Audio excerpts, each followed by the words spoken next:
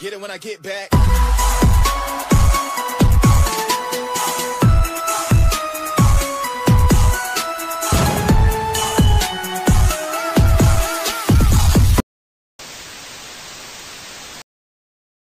Bismillahirrahmanirrahim. Assalamualaikum warahmatullahi wabarakatuh. Alhamdulillahi rabbil alamin. Assalatu wassalamu ala asrafil anbiya'i wal mursalin Sayyidina wa nabiyina wa maulana Muhammadin ajma'in, amma ba'd. Allahumma salli ala Sayyidina Muhammad wa ala alihi Sayyidina Muhammad. Anak soleh-soleha, bagaimana kabarnya?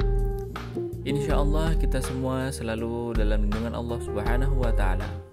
Amin ya Rabbal Alamin. Anak soleh-soleha, pada kesempatan kali ini kita akan membahas pendidikan agama Islam dan budi pekerti kelas 4 yang bertemakan mari melaksanakan sholat. Sebelum kita memulai pelajaran, marilah kita membaca doa terlebih dahulu. Bismillahirrahmanirrahim. Raditu billahi rabba wa bil islami dina wa bi muhammadin nabiyya wa rasula. Rabbi zidni ilman warzuqni fahman. Keutamaan sholat. Salah satu kewajiban seorang muslim yang tidak boleh ditinggalkan dan tidak dapat digantikan adalah sholat. Perintah sholat ditegaskan dalam Al-Quran surah Al-Kautsar ayat kedua. Menurut bahasa, sholat artinya doa. Sholat artinya perbuatan yang diawali dari takbiratul ihram dan diakhiri dengan salam. Ibadah sholat memiliki beberapa keutamaan. Di antaranya adalah sebagai berikut. Yang pertama, sholat adalah rukun Islam yang kedua setelah syahadat. Yang kedua, ibadah sholat diwajibkan atas muslim dan muslimah yang perintahnya disampaikan oleh Allah Subhanahu wa Ta'ala secara langsung. Yang ketiga, sholat adalah ibadah perbuatan yang pertama kali akan dipertanyakan di akhirat kelak. Yang keempat, sholat adalah amal yang paling disukai oleh Allah Subhanahu wa Ta'ala. Yang kelima, sholat dapat menghapuskan kesalahan dan menghilangkan keburukan. Yang keenam, ibadah sholat dapat mencegah dari perbuatan keji dan mungkar. Yang ketujuh, orang yang khusyuk sholatnya akan mewarisi surga Firdaus. Yang kedelapan, ibadah sholat adalah sarana untuk mendapatkan pertolongan Allah Subhanahu wa Ta'ala. Makna bacaan sholat. Ibadah sholat merupakan amal ibadah dengan menghadap kepada Allah Subhanahu wa Ta'ala secara langsung. Ketika kita menghadap Allah Subhanahu wa Ta'ala, itulah kita membaca bacaan sholat. Kita harus memahami arti dan makna bacaan sholat. Dengan memahami arti dan bacaan sholat, maka sholat kita akan menjadi khusyuk. Hati dan pikiran kita akan lebih fokus terhadap sholat yang sedang kita kerjakan. Agar lebih memahami bacaan sholat, perhatikan bacaan-bacaan sholat berikut. Usalli fardal subhi raka'ataini adaan lillahi ta'ala. Usalli fardal zuhri arba'a raka'atin adaan lillahi ta'ala. Usalli fardal asri arba'a raka'atin adaan lillahi ta'ala. Usalli fardal maghribi salasa raka'atin adaan lillahi ta'ala. Usalli fardal isya'i arba'a raka'atin adaan lillahi ta'ala. Allahu akbar kabira والحمد لله كثيرا وسبحان الله بكرة وأصيلا وجهت وجهي للذي فطر السماوات والأرض حنيفا مسلما وما أنا من المشركين إن صلاتي ونسكي ومحياي ومماتي لله رب العالمين لا شريك له وبذلك أمرت وأنا من المسلمين. الله أكبر. سبحان ربي العظيم وبحمده. سبحان ربي العظيم وبحمده. سبحان ربي العظيم وبحمده. سمع الله لمن حمده. ربنا لك الحمد ملء السماوات وملء الأرض وملء ما شئت من شيء بعد. الله أكبر. سبحان ربي الأعلى وبحمده. سبحان ربي الأعلى وبحمده. سبحان ربي الأعلى وبحمده. الله أكبر. رب اغفر لي وارحمني واجبرني وارفعني وارزقني واهدني وعافني واعف عني.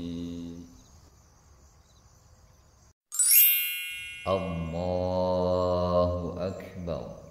التحيات المباركات الصلوات الطيبات لله. السلام عليك أيها النبي ورحمة الله وبركاته. السلام علينا وعلى عباد الله الصالحين.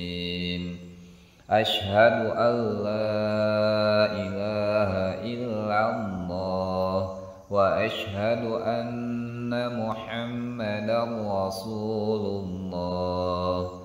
اللهم صل على سيدنا محمد وعلى آل سيدنا محمد كما صليت على سيدنا إبراهيم وعلى آل سيدنا إبراهيم وبارك على سيدنا محمد وعلى آل سيدنا محمد كما باركت على سيدنا إبراهيم وعلى آل سيدنا إبراهيم في العالمين إنك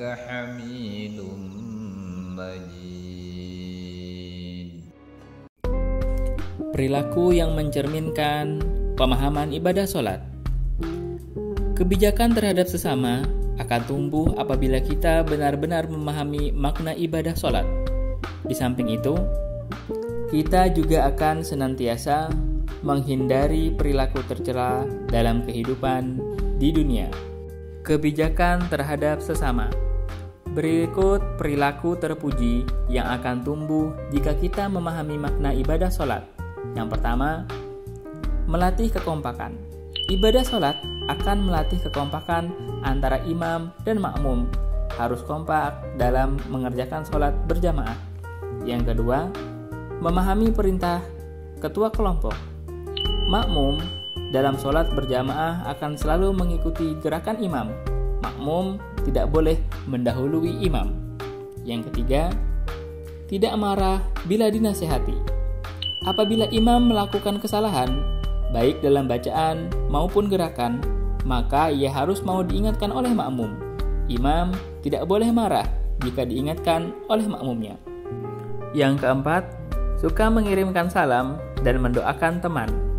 Bacaan salam selalu diucapkan dalam salam. Ucapan salam tersebut memiliki makna saling mendoakan agar diberi keselamatan oleh Allah Subhanahu wa Ta'ala. Yang kelima, menepati janji. Orang yang mengerjakan sholat secara disiplin, tentu ia akan selalu menepati janji yang ia buat. Yang keenam, memupuk rasa solidaritas. Saat sholat berjamaah, semua berkumpul menjadi satu dan melakukan gerakan sholat yang sama. Tidak ada syarat tertentu untuk dapat menepati saf paling depan. Semua berkedudukan sama dalam sholat berjamaah. Hal itu tentu akan menumbuhkan rasa solidaritas antar sesama. Menghindari perilaku tercela. Berikut perilaku tercela yang dapat kita hindari jika memahami makna sholat. Yang pertama, mengungkit-ungkit pemberian. Ibadah sholat dikerjakan dengan khusyuk, melatih kita untuk berperilaku ikhlas dalam setiap perbuatan. Orang yang ikhlas tidak akan mengungkit-ungkit pemberian yang pernah ia lakukan. Yang kedua, meremehkan teman. Ibadah sholat mengajarkan kita untuk mengakui keagungan Allah Subhanahu wa Ta'ala. Hanya Dialah yang Maha Agung. Manusia hanyalah makhluknya yang sangat kecil. Kedudukan semua manusia adalah sama di mata Allah Subhanahu wa Ta'ala. Dengan demikian, kita tidak akan meremehkan orang lain. Yang ketiga, sikap egois. Bagi jamaah yang lebih dahulu datang ke masjid, ia berhak memilih saf mana yang ia inginkan. Seseorang tidak boleh meminta jamaah lain untuk berpindah tempat dalam sholat berjamaah. Yang keempat, mencuri. Makna bacaan iftitah dalam sholat mengajarkan kita untuk menghindari niat jahat atau mengambil barang milik orang lain. Yang kelima, meminta-minta. Kita meminta hanya kepada Allah Subhanahu wa Ta'ala. Saat sholat, kita memohon banyak hal kepadanya, maka kita tidak boleh meminta kepada selain Allah Subhanahu wa Ta'ala. Yang keenam, berdusta atau bohong. Dengan mengerjakan sholat, kita akan selalu ingat bahwa kita selalu dalam pengawasan Allah Subhanahu wa Ta'ala, sehingga kita tidak akan berani melakukan kebohongan. Yang ketujuh, mengganggu teman. Ketika mengerjakan sholat, kita dilarang mengganggu jamaah lain. Sholat dapat mengajarkan kita untuk tidak mengganggu orang lain. Pengalaman sholat di rumah dan di masjid. Pengalaman sholat di rumah. Rasulullah SAW bersabda, sholat berjamaah itu lebih utama daripada sholat sendiri, yaitu sebanyak 27 derajat. Hadis riwayat Bukhari dan Muslim dari Ibnu Umar radhiyallahu anha. Ketika sholat berjamaah di rumah, kamu bisa menjadi makmum, sedangkan ayahmu menjadi imam. Jika bersama adikmu, maka kamulah yang menjadi imamnya. Pengalaman sholat di masjid. Sholat berjamaah di masjid akan memberikan banyak manfaat. Tali silaturahmi akan semakin erat, tumbuhnya sikap saling menghargai, dan makin eratnya persatuan dan kesatuan. Nah, anak soleh-solehah, semoga Allah Subhanahu wa Ta'ala selalu membimbing kita untuk menjalankan segala perbuatan-perbuatan yang diridhoi oleh Allah Subhanahu wa Ta'ala. Demikian pelajaran pendidikan agama Islam kita kali ini. Insya Allah kita akan bertemu di pertemuan selanjutnya. Wabillahi taufiq wal hidayah. Wassalamualaikum warahmatullahi wabarakatuh.